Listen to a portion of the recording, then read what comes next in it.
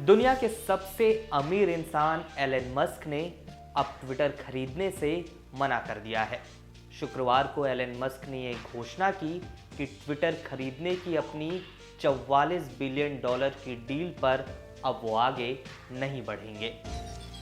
Elon Musk ने इसके पीछे की वजह बताते हुए कहा कि ट्विटर उन्हें स्पैम अकाउंट्स यानी फर्जी खातों के आंकड़े मुहैया कराने में विफल रहा है, इसलिए वह इस डील को आगे नहीं बढ़ाएंगे। मस्क के डील कैंसिल करने पर ट्विटर ने भी तुरंत यह कहते हुए प्रतिक्रिया दी कि वह इस सौदे को बनाए रखने के लिए टेस्ला के सीईओ पर मुकदमा करेगा। इस साल अप्रैल में मस्क ने ट्विटर के साथ $54.20 प्रति शेयर के हिसाब से लगभग 44 बिलियन डॉलर का सौदा किया था। ट्विटर का दावा है कि इस माइक्रो ब्लॉगिंग साइट पर 5% से भी कम बॉट या स्पैम खाते हैं, जबकि एलन मस्क का मानना है कि ट्विटर के कुल अकाउंट्स में से करीब 20% या उससे ज्यादा फर्जी खाते हैं।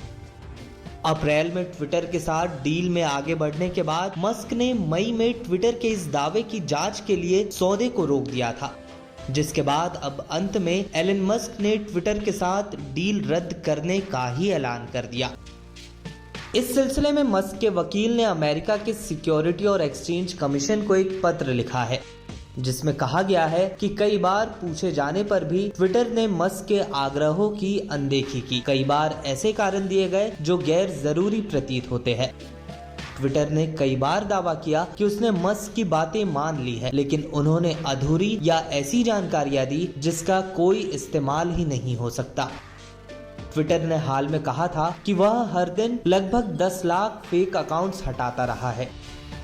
ट्विटर और मस्क के सौदे में आई इस नई अड़चन का असर कंपनी के शेयर पर भी पड़ा।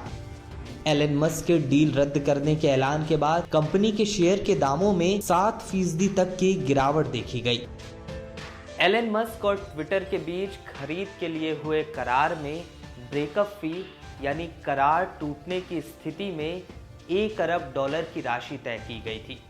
एलन मस्क के करार तोड़ने के ऐलान के बाद अब ट्विटर ने यह कहा है कि वह इसके लिए कानूनी रास्ता अपनाएगा। ट्विटर के चेयरमैन ब्रैड टेलर ने एक ट्वीट में लिखा, एलन मस्क के साथ जो कीमत और शर्त तय हुई थी, ट्विटर बोर्ड उस लेन देन को पूरा करने के लिए संकल्पबद्ध है। उनके इस संदेश से यह समझा जा रहा है कि दोनों पक्षों के बीच अब एक लंबी अदालती कार्रवाई की शुरुआत हो सकती है।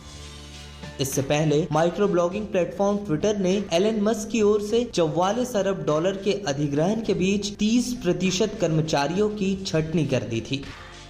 हालांकि अब सौदा अटकने पर क्या ट्विटर अपनी इस रणनीति में बदलाव करेगा, ये देखने वाली बात होगी। इस वीडियो में फिलहाल के लिए बस इतना ही। देश दुनिया की तमाम खबरों के लिए बने रहिए लोकमत हिंदी के साथ।